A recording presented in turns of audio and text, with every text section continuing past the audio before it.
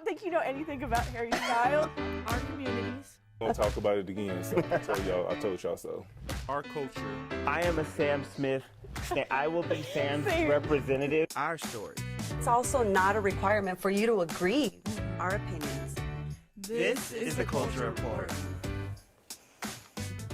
What? Welcome to this week's episode of the Culture Report. You know, we're fresh off the 4th of July weekend, so I hope y'all are good. I hope y'all are okay. I had a really good time yesterday.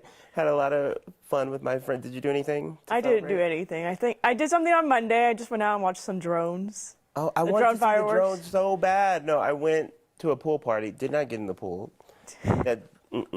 Sunblock down. Nice big bucket hat. It was a really good time. I had a really delicious salmon burger, but you guys don't even know that. But it was a good time. It was a fun day in America.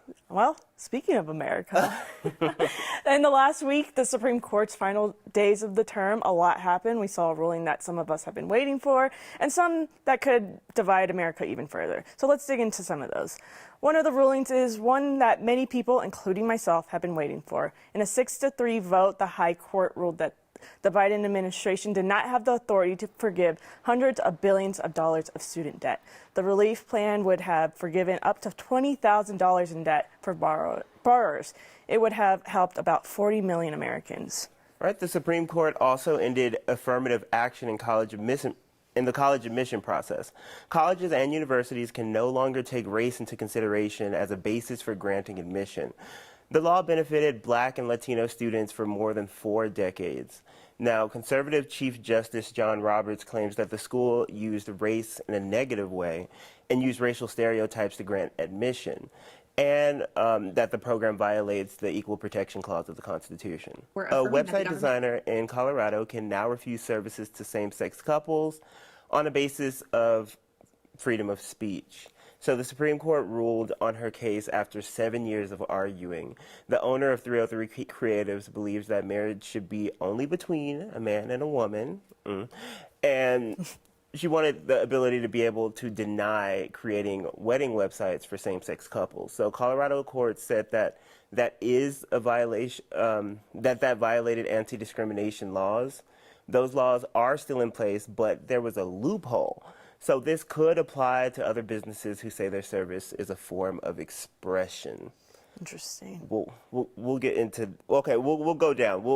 It's a lot, but I know for the student loan one, I know you were really looking forward. Not just you, I was. I think everyone that's ever been to college and took out a loan was looking forward to this one, hoping that it would have been approved, and unfortunately, now it's going to be tricky once October comes around for a lot of us. I know, those student loans, they get you, man. Oh, they get you. Of course, I'm going to want $10,000 to $20,000. I also thought it was a little too good to be true.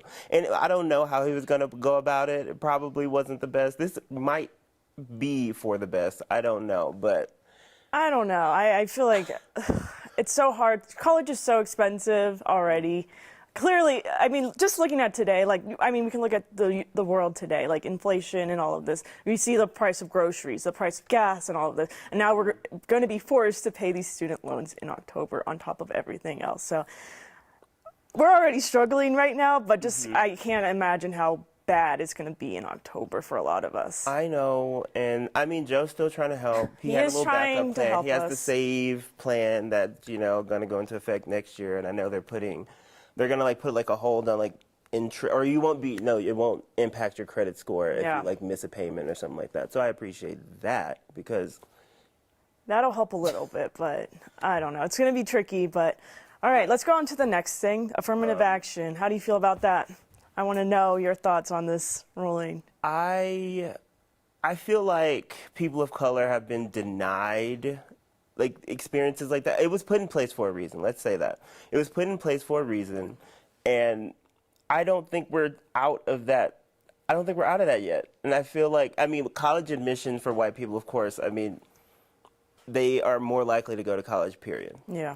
And I feel like this will only discourage people of color from going to college or even wanting to apply if they think okay, well, I have that in my back pocket now.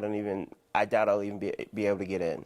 Yeah. You know what I mean? I agree. I especially agree just because, this is something, what am I trying to say? For me, it's discouraging. I know a lot of us Black Latino people are usually first generations, so typically that's a big benefit if we can get a grant like that. And now that we're being discouraged with this, so I don't know. It just helps. Honestly, I don't think that this will stand for very long. I really do think that we'll see the impacts. I would love to see like a year, 2, 3 down the road how it changes like the demographics or the statistics of college acceptances and whatnot.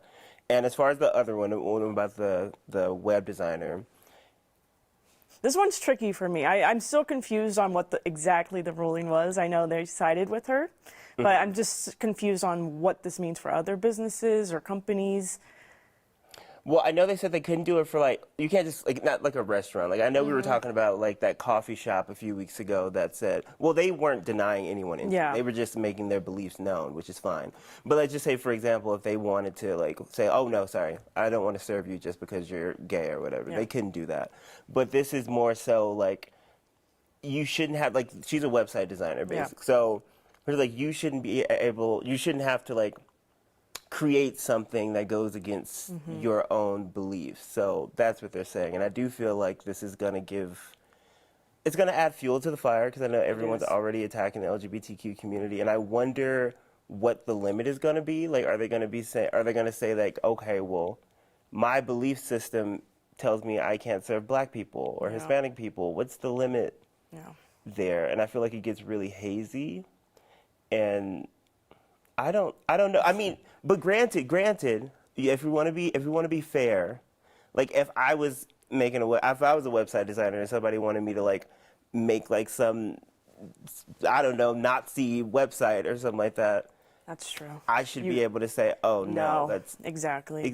So like part of me is like, I get, okay, if you don't want to serve me, if you don't want to help me, then don't. Yeah. But interesting. Well, we'll keep an eye on that one. So we're going to move on to our next story. A mom influencer who fabricated a story about a Latino couple has been sentenced to 90 days in jail. Back in 2020, Katie Sorensen posted a video to her Instagram telling her followers that a Latino couple tried to kidnap her 2 children in a California parking lot. In the video, she said that the couple followed her and her children in a Michael's craft store and made comments on her children's appearance. After her story, local authorities released a photo on the couple. The couple came forward and told police that her story was a lie and that they believed the false accusations were racially motivated. They were eventually cleared and Sorensen was arrested and charged with making a false report. This story is just wild to me. I didn't know about it back in 2020. I didn't know anything about it. So I recently learned about it and I was like, she made this whole lie up. She even went onto a news station and did a whole lie. Like she had detailed she detailed the whole thing, and it didn't happen.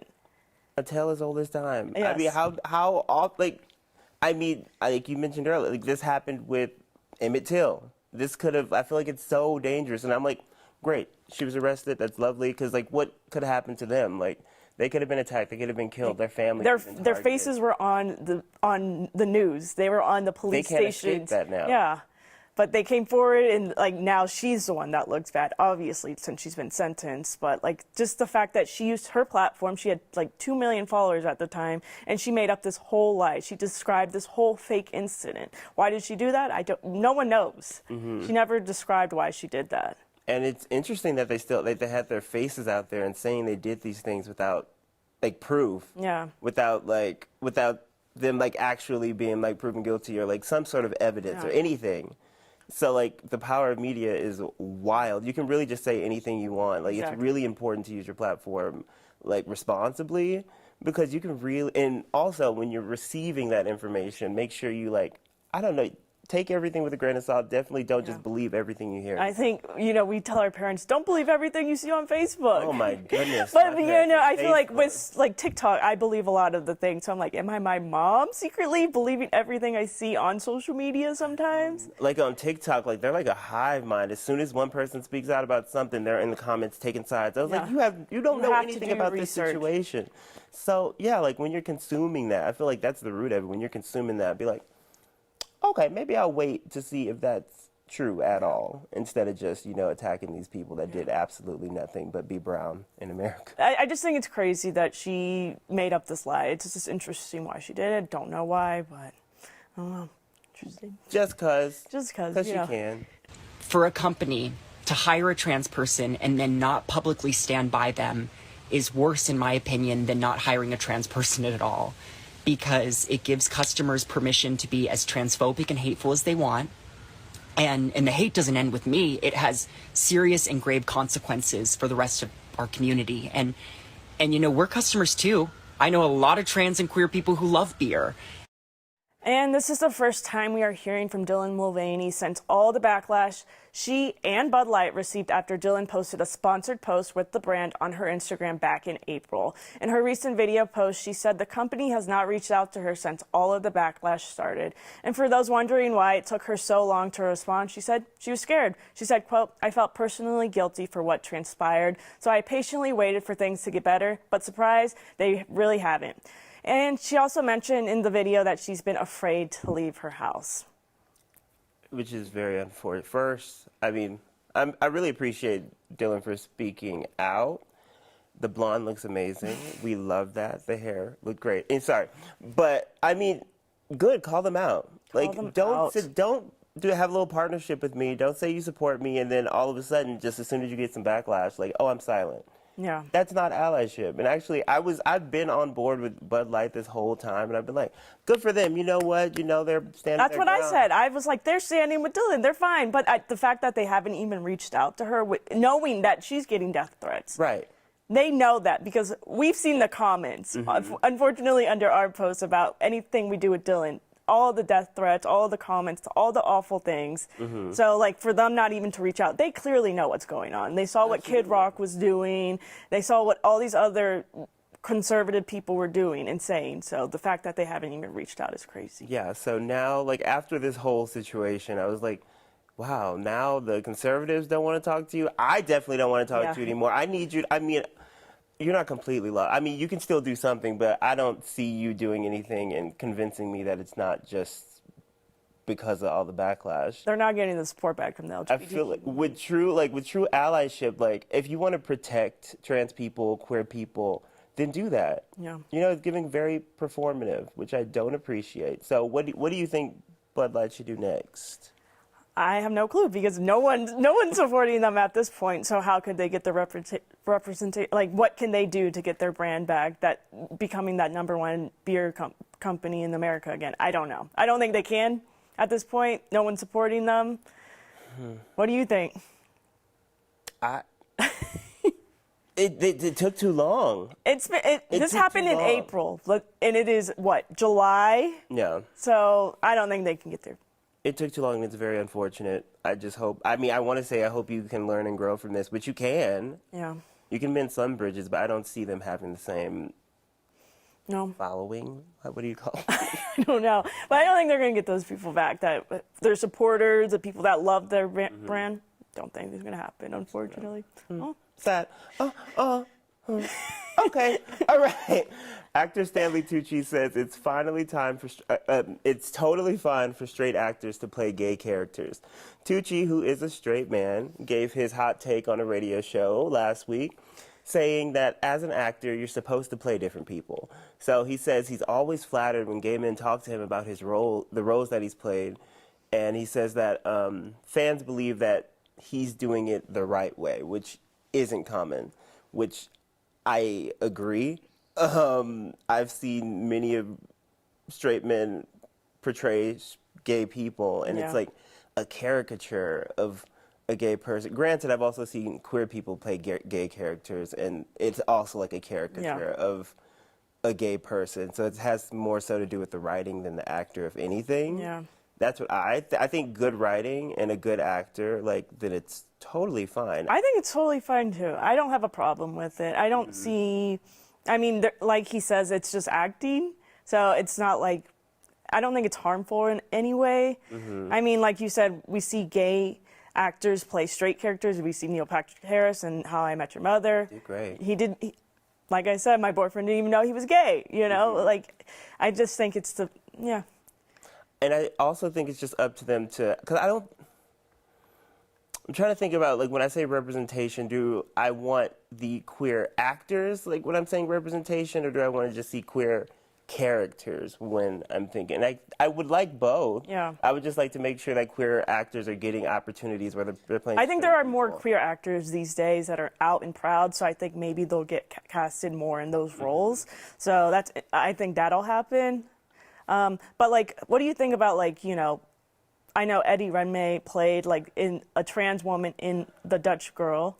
Is that what it's called? The Dutch Girl? I think that's what the movie's called. Anyway, but how do you feel about the Danish Girl? That's what it's called. Sorry. But you know, how do you feel about like a straight character playing like a trans person? I think if you would ask me this 2 years ago, I would have said absolutely not. But I think as long as the messaging gets through, it's okay. As long as there are trans people in the writing room telling those stories. It's all about the writing. It's all about like who you have behind the scenes and who you consult with. Yeah. Like, and I think it's fine. I think as long as you do it tastefully and respectfully. I think one of like the biggest gay film of all time were two straight men. That was Heath Ledger and Jake Gyllenhaal in Brokeback Mountain. And the impact that movie has had is wild. And no one had a problem with that. I know there's a movie coming out, like, I believe next year or sometime this year with Pedro Pascal and Ethan Hawke. They're both playing two gay cowboys. Oh. So I wonder how people will, you know, take that movie in now. I mean, Brokeback Mountain was different. This is a different time. So how people are going to react to that when that comes out. I'm excited. I don't even know. I'm sorry. I have to process that. Yeah, work. that comes out, I think, this year or next year, so that's exciting. Well, we'll see how that goes. And we'll be talking about it. We will. Absolutely. I'm sure people will be talking about it, too. All right. Okay. Roseanne Barr says it's time for Lizzo to give her a little credit for paving the way for curvy body types. So Barr posted a magazine cover of herself back in 1994, where she was sporting some black lingerie. Along with the pic, she questioned when Lizzo was going to thank her. So Lizzo has not responded yet. However, I will do it on her behalf. Roseanne, who are you paving the way for? Not a black woman. Who is she paving the way for? Who is she paving the way for? I mean, Roseanne is probably, at the moment she's still canceled because, you know, she had some racist remarks that. That's the thing that gets me. She had a racist remark about a black woman. About a black woman. Now you're coming after a black woman. Literally out of no one is worried about Roseanne Barr. No one is talking about Roseanne. Lizzo is not talking about Roseanne. Why are you coming after a black woman? Like, there are so many other artists out there, white artists out there that are supporting body positivity. Why are you supporting the one black artist?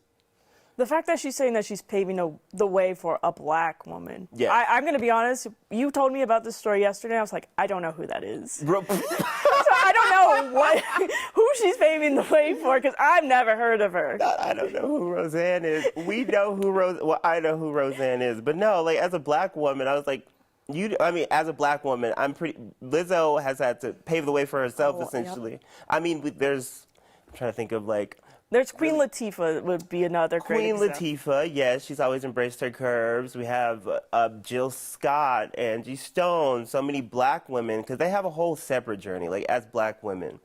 And there's this thing called, like, they call it, like, white feminism. And I feel like for black women, it's so much harder. It's so much harder just to be seen as, like, beautiful or palatable or acceptable. So, like, I feel like she probably paved the way for someone, not Lizzo. I can't think of anybody at the top of my head, but it wasn't Lizzo, and I'm glad Lizzo hasn't responded. She hasn't. I don't think she's going to. I don't know. If Lizzo has her Twitter on private because of everyone saying awful things to her, so I don't think she's going to respond. I don't think she cares. Lizzo's trying to maintain her peace. She is. Which I appreciate. Actually, we just got a phone. That's my cousin, too. That's my Houston homegirl. But she's minding her business, and I love that. Yes. Roseanne, I think she just is searching for relevance. Yeah, I think that's all it is. Yeah. I think that she wants to be in the news. Oh, and we're giving it to her. I know. Oh, God, it's too late. Oh, let's get to the good news. We got to get to the good news. No more Roseanne. This is not something you see every day in the country music world. Tracy Chapman just became the first black woman in history to have the sole songwriting credit on a #1 country song. Country music singer Luke Combs' cover of Tracy's hit song Fast Cars is now the top song on the Billboard Airplay charts. Love that. And Hamilton is exhibiting icon behavior yet again. Nothing new for them, just another Tuesday.